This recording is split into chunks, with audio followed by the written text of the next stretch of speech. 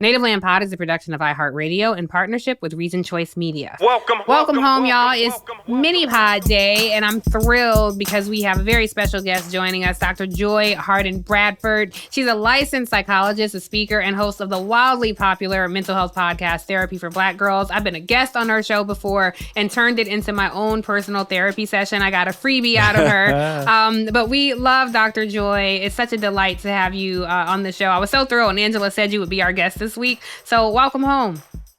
Welcome home. Welcome.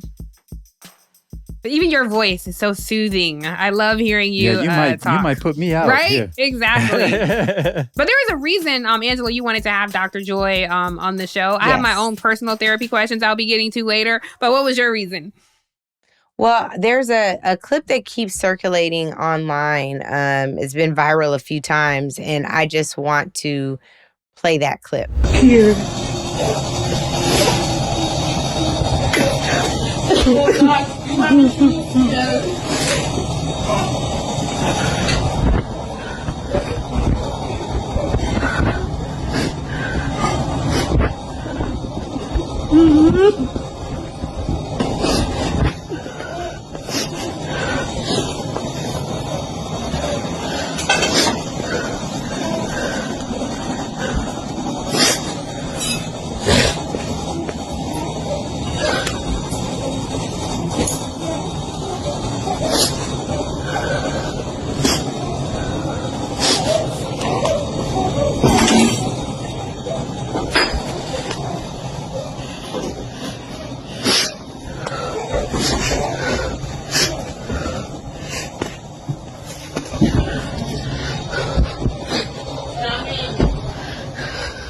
Okay, so I wanted to play this clip, Dr. Joy, and before you weigh in, I am going to get our untherapized responses to this. But the clip is of a mother who is clearly sounding like she's sobbing as she moves around a very destroyed house. They say that this was $70,000 in damage done to her home by her 12-year-old son because she simply took his device away.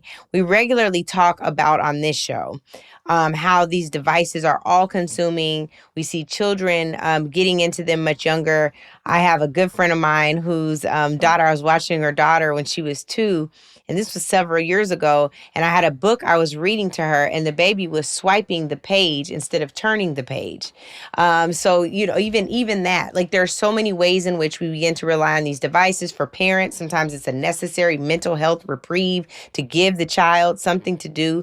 And then you also see kids whose minds are not developed enough to be able to hold devices. And when they're taken away, they flip out. I have never seen something online where a child flips out and causes this much damage. A refrigerator was tipped over in here. Every TV screen had a hole in it or was broken in some way. Dressers, furniture, completely destroyed. Again, they said it was $70,000 worth of damage. So before you answer, Dr. Joy, I want to go to my co-host, one who muttered under his breath. I have 3 options that I would have provided this child, and I want to see if my 3 options are aligned with my co-host. Andrew, as you shake your head and purse your lips. No, I'm not. Because I'm embarrassed with the doc here to say my reaction. I think you should say your reaction. Well, I said, as the video was taking it in, I'd kick his ass. But I do not physically, of course, harm my children. And of course, we have a stern talking to, and I don't believe that would be in their set of options to do when their devices are taken at all. Yeah.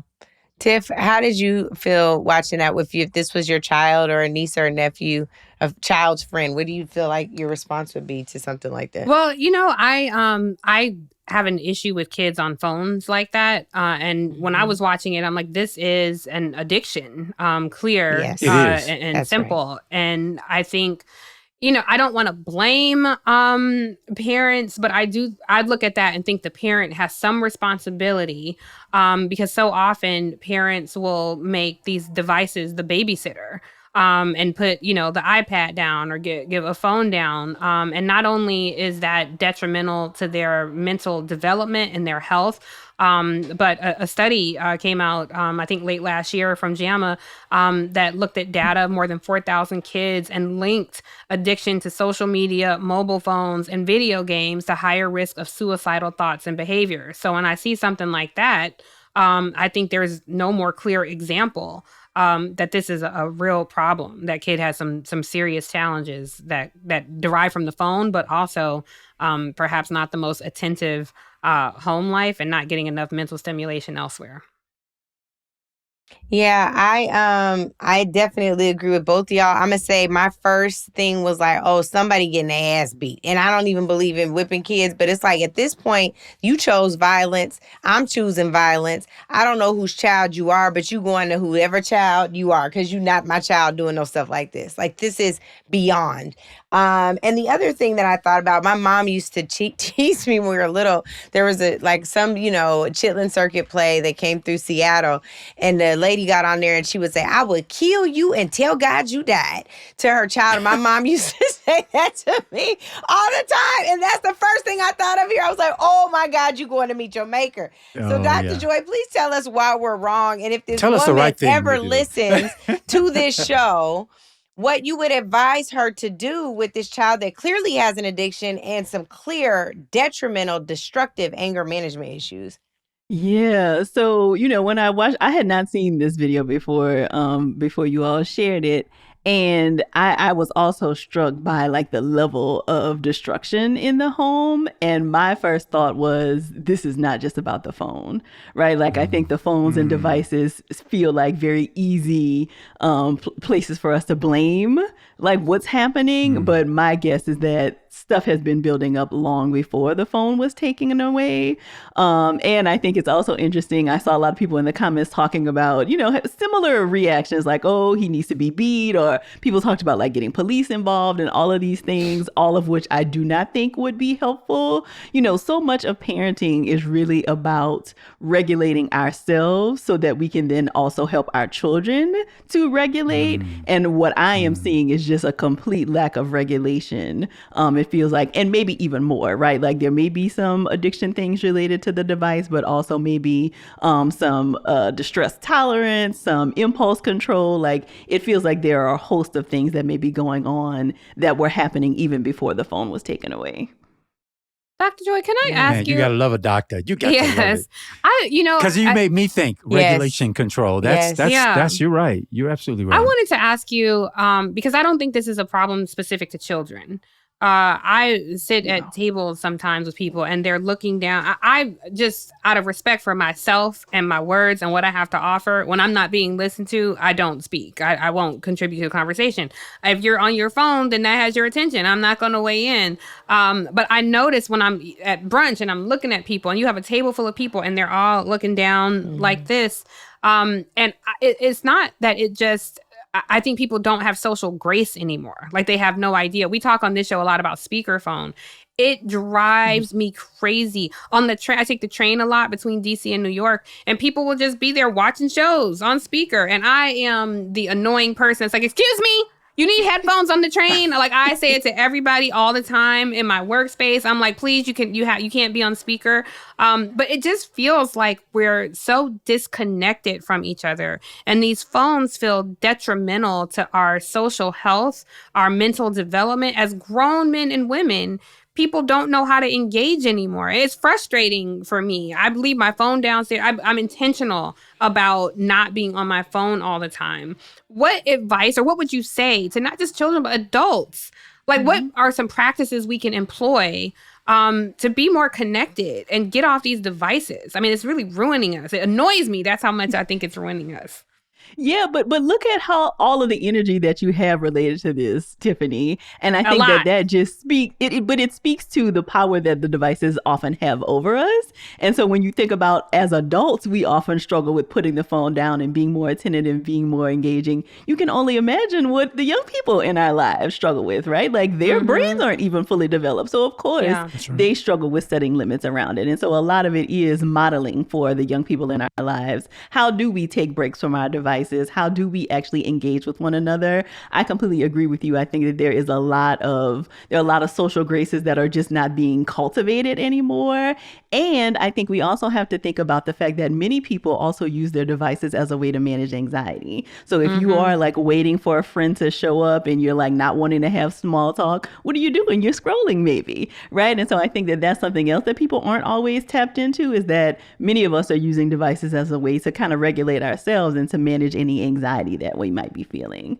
So in terms of some tips, you've already shared like having some distance between yourself and the device. So especially at nighttime, right? Like there's all this research that talks about the blue lights and like how our brains continue to be engaged even when we are thinking the phone is down. So if you can sleep with it in a different room, that is incredibly helpful both to your mental health, but also for your sleep.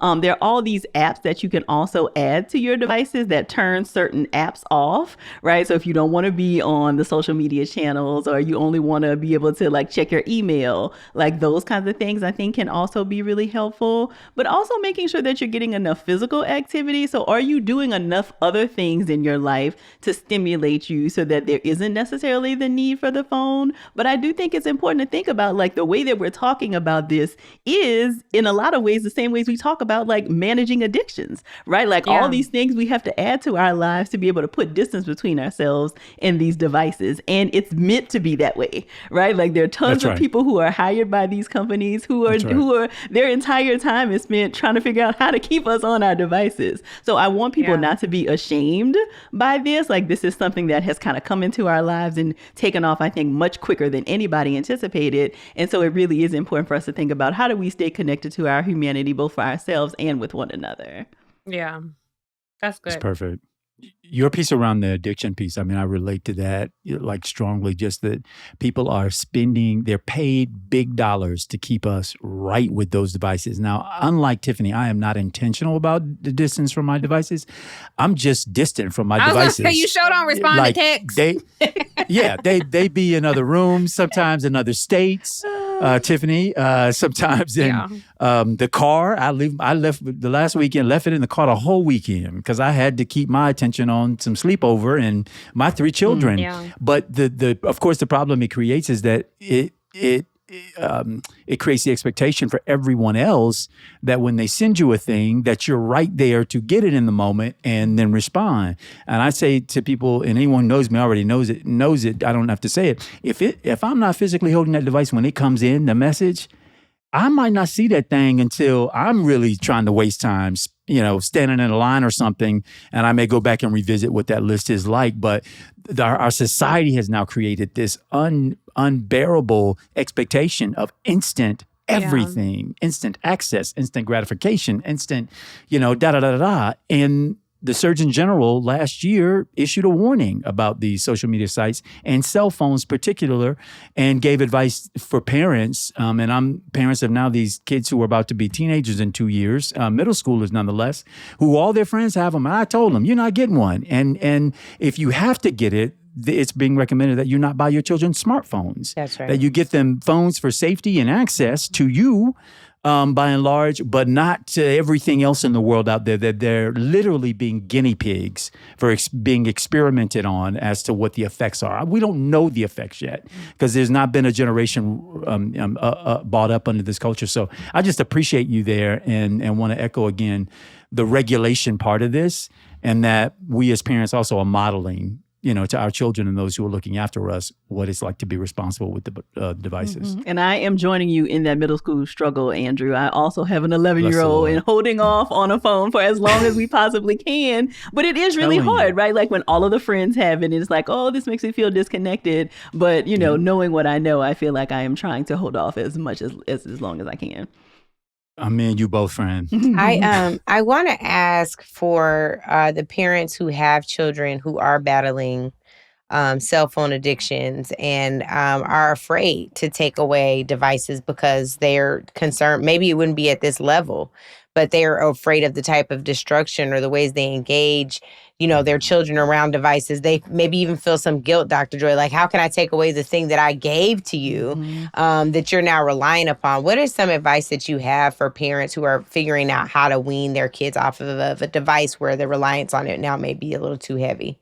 Yeah, I think it is really important to get a professional involved because as we are using this addiction language, like if we are not trained, we don't just stage interventions for people in our lives who are addicted to other things, right? And so we need to bring in trained professionals about how do we talk with our young people about these devices and what are the steps to actually wean them, so to speak, from these devices. I don't think for most people, cold turkey is like you don't do that with other substances. And so with a device, you probably would not do that as well. But I also think it's important for us to be able to apologize and say like, hey, I gave you this device and I thought that it was fine. But the more I learn and the more I'm reading and the more things I see, I think that this may be an issue for us and I want to backtrack, right? Like it's okay to say, oops, I messed up. And again, that's great modeling for the young people in our lives that we can always go back on a decision. And when we learn more information, we can make a different decision.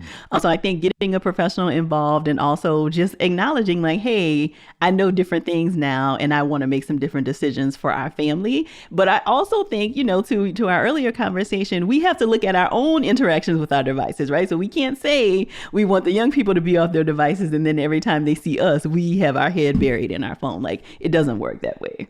Yeah. Dr. Joy, I want to ask a personal therapy question. I'm trying to get in a freebie. A little a mini freebie session. Yes. With so much going on, Angela and I have certainly had some emotional episodes on this show where, things that we're going through personally, but also things that we're going through in this country. And I know sometimes for me, like the sadness seems so overwhelming. It's just compounding. I'm writing about this now, about navigating our own internal trauma while experiencing external trauma. I'm just curious your thoughts, when you wake up and you face the monstrosities of the day, you are greeted by images of starving or murdered children in the Congo, in Palestine, in Sudan. You are greeted by images of children being ripped apart, screaming for their parents right here in America because ICE is, disappearing their parents. You're greeted with the images of animals being returned to overcrowded shelters because their humans got deported. And then there are the things in your own life. Maybe you had an ugly conversation with your mom, or maybe everybody in the family asked you to borrow $200 that day. Maybe your mother is in chemo, like real seriously heavy things. I have been employing different practices on how to stay afloat, on how to keep putting one foot in front of the next. But for a lot of people out there, it's not that they feel, it's not as dire, like they feel suicidal. They might not feel like they need to be committed, but they just need help managing life right now. And I'm just curious, any advice you can offer all of us who need help managing life right now? Yeah, so I think disconnecting from those images as much as you can is really, really important. Yeah, I thought she was saying that's her way of telling you that she was going to charge for her services. Oh, yeah, you froze. I'm sorry. She said, no, she was sitting there like, you tried it. We need to leave that in the you show. You tried it. I'm just going to. Now I would love to see what my reaction was. Wait, here's the thing. Tiff was like, so I just want to get this freebie in here, has a monologue, and Dr. Joy is like this. I heard all of it. Your screen froze. It was epic. It froze. It was so, great. I'm like, she was like, let me tell you about your freebie. It's not happening. It was so perfect. Anyway, Dr. Joy, on a serious note, serious note. So I think that as much as possible, I think that as much as possible, you really have to try to disconnect from those images, Tiffany. And I know it's hard given what y'all do, right? And my heart often bleeds for you because I know this is your work, right? Like this is kind of what you have been called to do. And it often feels difficult to like, how do I not bear witness to all of these awful things that are happening? But when you think about like just human psychology, our brains cannot often detect whether something is an image like a storybook or a movie or a news clip versus you being there in real life.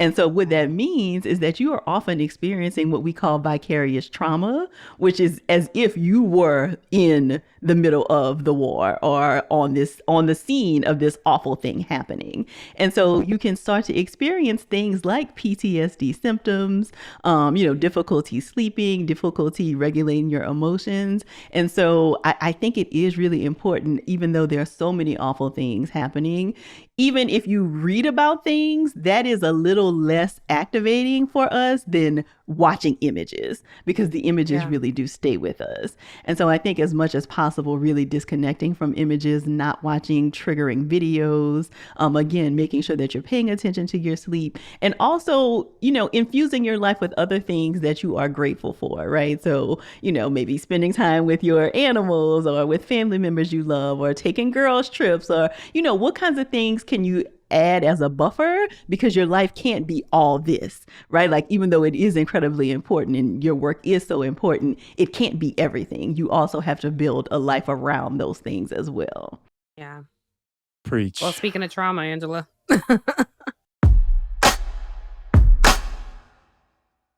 But no, so on this, Dr. Joy, you mentioned it when you talked about kind of the articles we're reading and vicarious trauma. There's also some epigenetic trauma that we have, the things that we carry in our physical bodies ancestrally, that sometimes it just feels like white folks don't understand.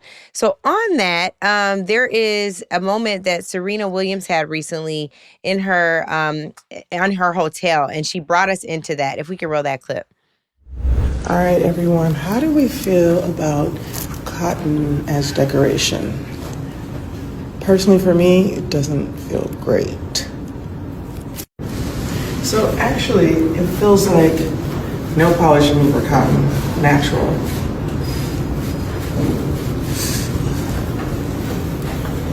So before you get to this, I want to play a clip from Megyn Kelly where she responded very cluelessly to what it means to have ancestral trauma.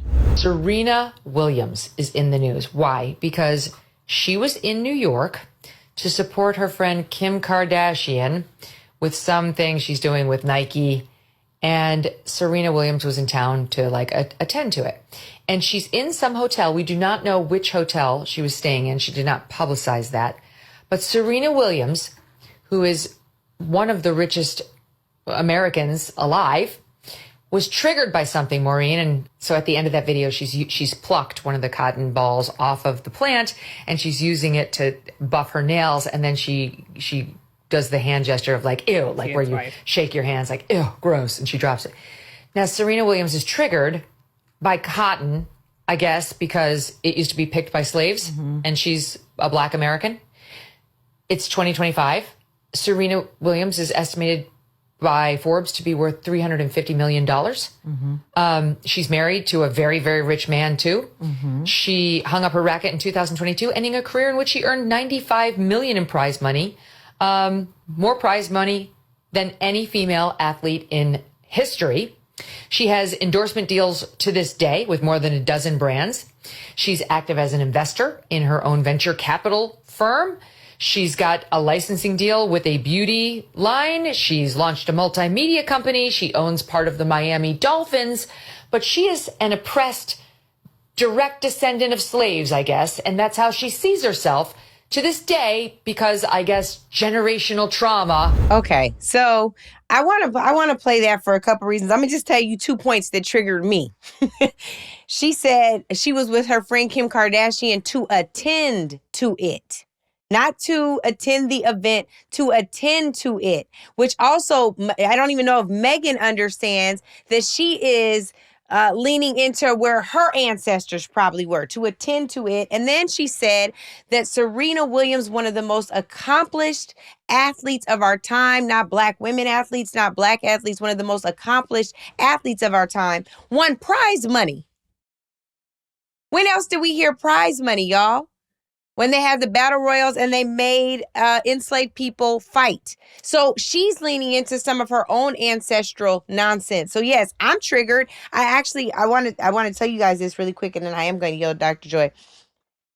When I see cotton fields, I get nauseous. I get nauseous every time. I called my mom and I was like, Mommy, what happens to you when you see cotton fields? And she said, it makes me sick. There was an ancestor that we have, they said, was allergic to cotton. These are not things that you make up. There's something called epigenetics that Megyn should Google.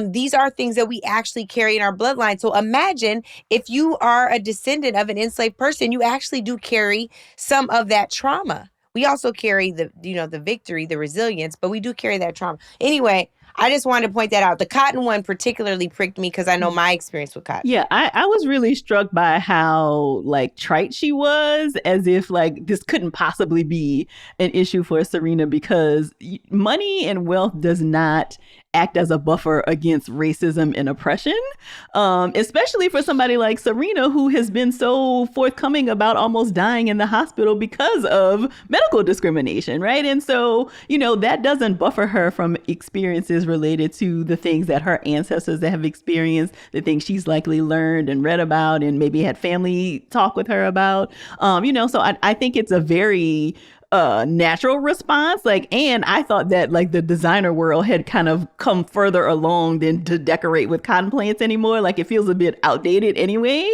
But of course, I think a lot of us react to that because it's just so jarring, right? And it instantly puts us in the minds of what our ancestors had to do to survive. And so I was really struck, though not because this is kind of who Megyn Kelly is and how she shows up, right? But really struck by the way she kind of, brushed it off as if this reaction was being dramatic and because Serena is wealthy, she should not react this way. So, Angela, I wish I was less connected to these, but I see them. I'm in Florida. I'm in North Florida. My house is 30 minutes from South Georgia, over the state line. Yeah. In fact, one of the most regrettable things, and my mom, who listens faithfully, is will probably hear this for the first time, but one of the reasons I have a hard time driving to her house and always want her to come to mind is because you spend a significant amount of the drive passing by these cotton fields that are still bloom, right? I mean, you go in the right season, it's just a sea of white. And it bothers me so badly. I mean, to my spirit. I mean, my kids have caught me crying, sometimes when they're in the backseat and we're driving through this and I'm thinking about my grandparents and, my mom's parents who were actually born into slavery. And you wouldn't think that given our ages, but my mom's parents were much older than my father's parents. My mom's the 17th child of her parents. So her mother was late into early 50, 51, I think it was when my mother came. So it's everywhere. You go to a gala, you go to a wedding, you go into a hotel. This is the decoration of choice. It hasn't always been this way, but it's made it a revival. And, a lot of it for us, I think a lot of Black folks in the South is we have to still ourselves nearly every day. And it's probably true for Black people everywhere. But I know particularly here, you literally are sitting desk to desk with someone who you've read their Facebook posts and they don't like you. Not you, the person, but your people, who you are. They resent you in every way, shape, or form, but yet you generate these niceties, these exchanges that you have to have, compulsory almost, every single day. So this trauma piece is really what Megyn's simple-minded. I don't expect her to understand anything as complex as generational trauma. In fact, where she comes from, it's probably the belief that money solves all problems. And that ought to tell you enough about the type of stock that she comes from. But for the rest of us, we can be as wealthy, as situated, as positioned as anything and still be visited. And the truth of it is they know what they are visiting upon us. They know when they put that Confederate flag up in the back of the truck driving and all through the city. They know what they're symbolizing to us. So the feigning of ignorance is also extremely offensive because they act like they don't know what the message that they're sending you. And so I appreciated your feedback on that. And if there are others, for those of us who live this thing every day where this is decoration commonplace, the navigating of that without losing your damn mind. Dr. Joy, I wanted to, because Angela and I were having this discussion. So first off, the idea of intergenerational trauma, it's actually, as I'm sure you know, being in your profession, a newly explored study. We're only 5 to 6 generations from the horrors of enslavement. However, the psychological and emotional injuries we inherited, as Angela just talked about, as Andrew just spoke about, pass through generations. And the impact it can have on us is even on a molecular level, weighting our biology and influencing our learned behaviors. Research from the NIH, the National Institute of Health, suggests that trauma can affect a person's DNA and potentially leave an imprint on the health of future generations, far removed from the traumatic event itself. So trauma around this in some way is in our genetic code.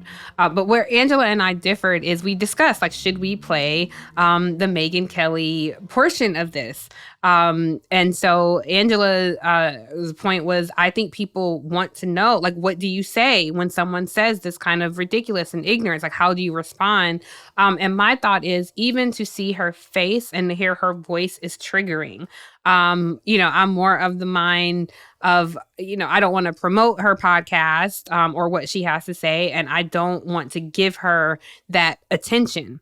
I think this is an interesting question for you because as Black people, we are so often put in that position where we got 0.2 seconds to decide. So I know, and I know Angela has been, when you're in a space where somebody has said something to you and you have to decide, am I going to just elevate past this and ignore you?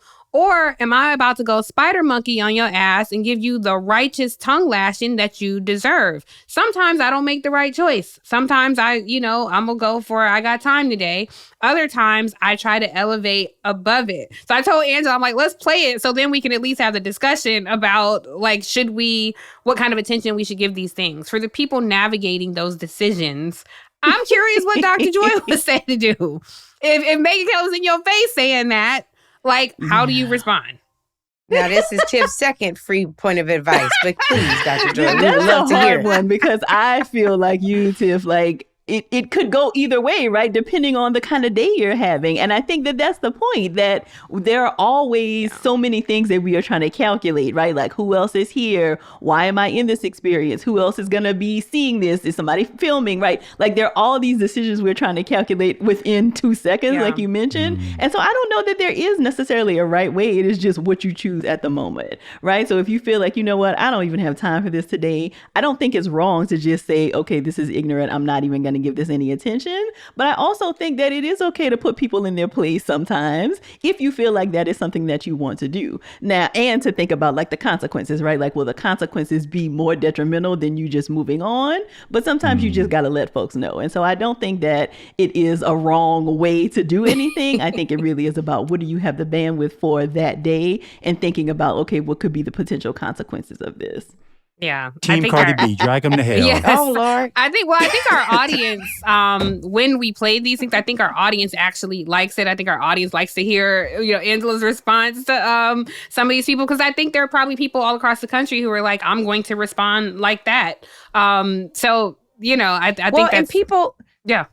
Sorry, Jeff. Go ahead. No, I didn't mean to do that, because we heard about that on the survey too. It just sparked something in me just to say, people have to deal with these micro and macro aggressions every single day and are just like, I want the tools. What do I say? And I think in this moment, all we can hope for is that at some point people will find their compassion for humanity. And so if they have been so closed-minded, so closed off, so restricted by the company they keep, by the books they read, by the shows they listen to, by the people they entertain, then allow us to bring you into our experience. I got an issue with Cotton, so does Andrew. Right? Like, that's not happenstance. We don't know Serena. Like, that's not happenstance. I don't know, Tiff, you didn't say if you have one or not. Dr. Joy, I don't know if you have one or not. But there are some folks that have visceral reactions to seeing certain types of crops, being in certain parts of the country, talking to a person with a certain type of accent. It just can cause different issues. And so I see it as a teachable moment, even when it is ignorant. I would love to wipe the smug look off her face. But if I can do that with facts and not hands, I would take that any day. Yeah. I mean, I carry generational trauma in different ways. I think we all do. I think, even who we are in life is so often. I interviewed this woman this week for my book, and she talks about she was 8 years old and saw a woman, a Black woman in the Black section of the hospital die, an elderly woman who was gasping for air, and none of the doctors would treat her because they had to see the white patients first. And she decided at 8 years old she was going to become a doctor. And it made me, I'm writing about probing ourselves and even our aspirations in life, even who we become is in response to or determined by some level of white supremacy in this life. I write about this, Andrew, on the heels of writing about our conversation we had about imagination. And so, yes, I think we are all impacted by it. And it can weigh me down. And so I dare to imagine, who am I and what does my life look like were white people not at the center? Even when I did my show on MSNBC, older Black folks always pull me aside, like, babe, we worried about you. Like, be careful. But I dare to imagine, what would this show be if I got to be free, if I got to speak freely, if I got to make cultural references the same way the white folks get to make cultural references? Maybe I don't get theirs, they don't get mine. If you ain't get it, it wasn't for you to get. Who would we be if we got to talk in our own vernacular and didn't have to code switch for their comfort? So I think that's kind of the point for this, a conversation I'll tell you about later, Dr. Joy, that Andrew was making at one point, saying that in some ways white folks have taken our imagination. And I'm daring to reclaim that, at least. Which is why spaces like this are so important. In parts because of the way we have to calculate our movements. I mean, you mentioned this in part, Doc, in your response, just who's watching, what calculus must you include around consequence for you doing that thing. And I talk about it a lot in the form of voting. How, Obama didn't become a thing until a lot of us in the South saw that white people were willing to get behind him in huge fashion. And it changed the math. It's not because we didn't like him and didn't want to support him, but we also calculate, and we don't want to throw votes away because we know how hard fought they are. And we have to negotiate our power from moment to moment, election to election.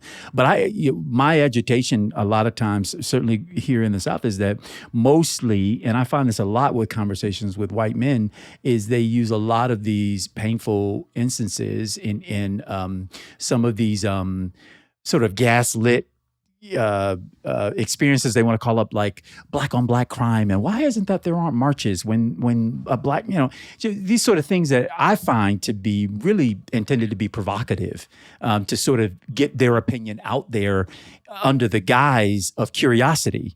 And it ain't curious. It's largely judgmental. It's mostly meant to poke and mostly meant to try to serve as an opportunity for them to indoctrinate you and to believe in and subscribing to what it is that they believe in, not really hearing the fact that I don't say white on white crime, even though that's the majority of crimes that take place in this country. No one says white on white crime, not news, not people. So why don't we say that, right? I could return that. But I often find that it's meant to poke, to prod, to provoke. And so if I deny you a response, it's because I'm not going to entertain you. My choice is not to entertain you. That's it. Dr. Joy, do you have thoughts? It's over. Anything? Dr. Joy is like, listen, if you want to book a session with me, then book a session with me. But I'm not here to give you no personal therapy. Ask the question. Wait, and she like, am I roster full? So y'all gonna be on the wait list. I love it. She said, do you have any thoughts about this? Well, no, I did, but I did want to go back to your comment, Tiffany, around like how imagination gets stolen. And I think about this a lot as a parent, right? Like, how do I create a world for my kids where they can just be who they are? But the truth is that they're Black boys. And so there is some reality that I have to infuse. And it does often make me feel bad in some ways that I am like stripping this imagination from them. But I also, like I said, think that's why spaces like this are important, right? That you don't have to do the code switching, and there are cultural references that you can make that are our own and that we get it, right? Because it is a space meant for us. So I think that is something really important to highlight, that we can also create our own spaces where there is maybe more an ability to play with our imagination. Yeah. We had an interesting conversation as well. We were broadcasting live from the Congressional Black Caucus Foundation's annual legislative conference. And Roland Martin, our brother Ro, Uncle Ro, joined us. And he had some admonishing words about Gen X. So you can take a listen to that. There were a group of people. They were the ones who sustained us from King's assassination to present day. Yeah. They were the ones who knew who didn't vote. They did precinct walks. They showed up at city council, county government, state government. Guess my parents, 78, just like Eddie Rye, Angela. But guess what? Those people are retiring, or in many cases they passed away. So there's a generation that did not replace those people. Yeah. So what we've done is we've become so technical where we think that social media, text messaging, and phone calls replaces that on-the-ground infrastructure, and that's what's missing. If you go to places all around the country, that group, Gen X did not step up. So one of our viewers actually weighed in with their thoughts. And I think, Ro's point around Gen X, not meeting the moment and maybe failing resonated with some people. One of our viewers took great offense to it. So he sent in a comment. I want you to take a listen. And on the other side, of course, Ro had time. And so Ro responded to the viewer. So let's first hear from the viewer. Greetings, Native Land Pod. Hi, this is Keith from DC. What's going on, Andrew, Angela, and Tiffany? This is a private message for you guys. I checked out your town hall the other day that you had with Roland Martin, and it was a statement that he made that really inflated me, or inflamed me, I should say. It was a statement that he made that Gen X failed us. Well, I have a problem with that because I'm a Gen Xer. You are Gen Xers. Roland himself is a Gen Xer. Westmore, the person you had on your town hall, is a Gen Xer. Cory Booker, who made that longest speech in whatever, is a Gen Xer. I participated in the 2008 and 2012 President Obama and Biden election. I participated in every election thereof. I have canvassed. I have done the phone banks. I have replaced and removed signs. I've done door-to-door. I have been participant in the elections from whenever I was able to do so. I'm a Gen Xer, and the fact that he said that Gen Xers failed us is an insult to me. And if Martin needs to reach out to me, y'all have my information. Again, this is Keith. I'm a Gen Xer. Put some respect on that name. Gen X forever, baby. That sounded like a meet me out back. Just really quickly, like, meet me outside. If this is private, by the time our audience sees this, we will blur his face. No more. He put it on video, but we'll get clarity from him. So if you're watching this, videos all the time, but he may not want that. So if you see his face clearly, then we reached out to him and got clarity. If we are blurring his face, we will cut out his name so people don't know. Sorry, so that'll explain whatever. We'll cut out all audio that references him. However, I did send this to Roland, and Roro had time to respond. So let's take a listen to that. Okay, listen up. I'm gonna need all y'all people who are caught up in your feelings about my comments regarding Gen X to pay attention. I know that there are Gen X people who have run for office, but I was very specific in my criticism. I was talking about the infrastructure that exists in order for us to turn out the vote. I'm talking about the people who were precinct captains, who were block captains, the people who have been involved on the ground, the people who run NAACP chapters, the people who are running community organizations who are on the ground. Yes, there are grassroots organizations. I'm talking about the people who work elections, who are poll workers. I'm saying that was this massive infrastructure that has not been replaced. It's a fact, okay? So you're complaining, what you should be asking is, where's that infrastructure? Not people running for office, but the regular, ordinary people who do the work to drive our community engagement every single day. And I'm telling you, all across Black communities across the country, we're losing that because they are retiring or becoming ancestors. So don't get in your feelings. Focus and fix the issue, because that's our problem. Yo, And now the we want fact you to that tell us who Roland, won. wait a minute, the fact that Roland got up in the morning and recorded this video, you could tell Roland just woke up to respond Literally. to friend, okay? Tiffany was the provocateur. He said, please wipe believe. the cold out my eye. See See who's who's this page of me and why. Thank you, Roro. Oh God! Thank you, Ro, for responding. So, Doc, who won? Yes. Who won the fight? Who won the battle? Dr. Joy. She like, why am I in it? Nah. Now I'm choosing who. Why am I getting in It's a it? How did I question get in though the of middle generations this? and how generations have changed. Even us, talking about kids on their phones, and Andrew talking about his kids, because we don't really know the impact because they haven't come of age yet. And I find myself slowly morphing into that get off my lawn older person. Like, you kids put down your phones and pick up your pants and get to something. And I feel like maybe we do. Go outside and play. Right.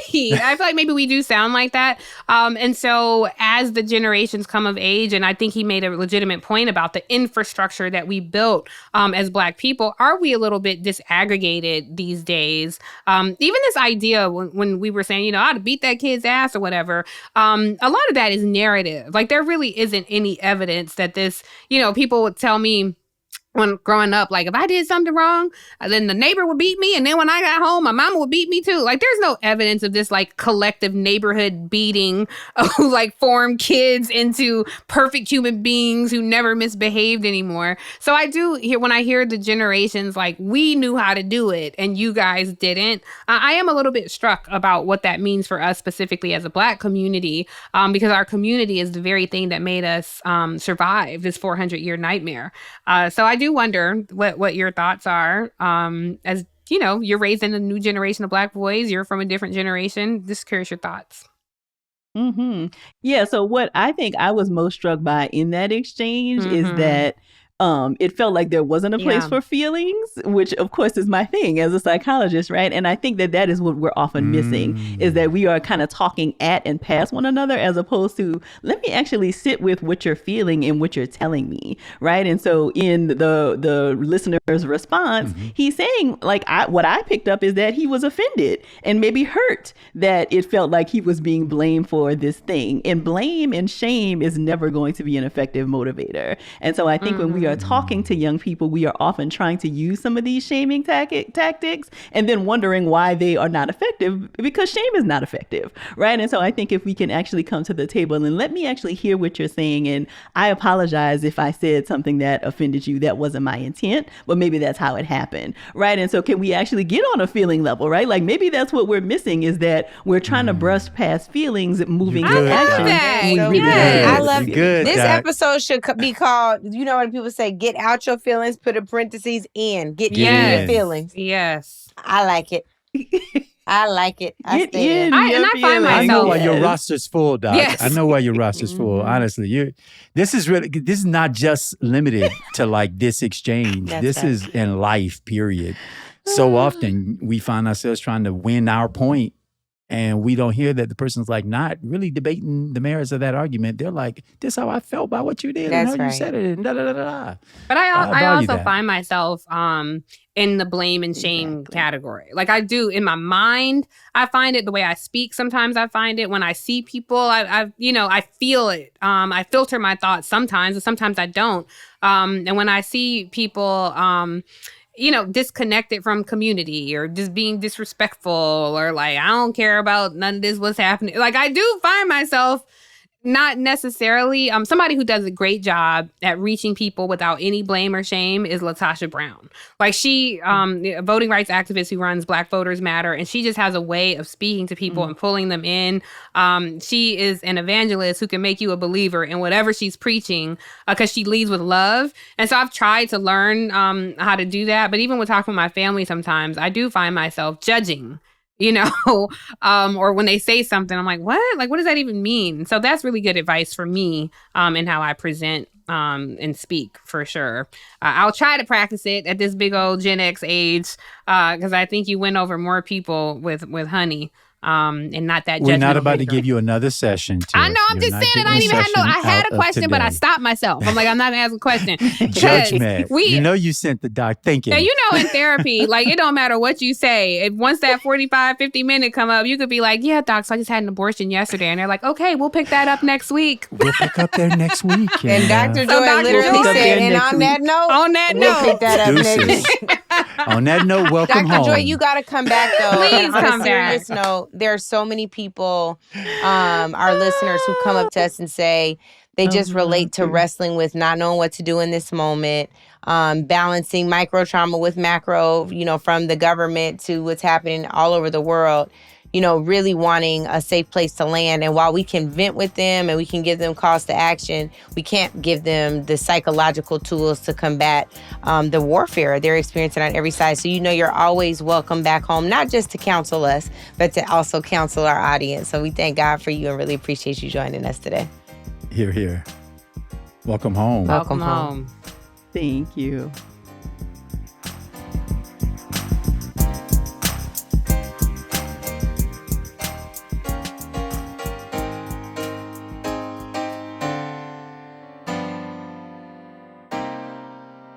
Native Land Pod is a production of iHeartRadio in partnership with Reason Choice Media. For more podcasts from iHeartRadio, visit the iHeartRadio app, Apple Podcasts, or wherever you listen to your favorite shows.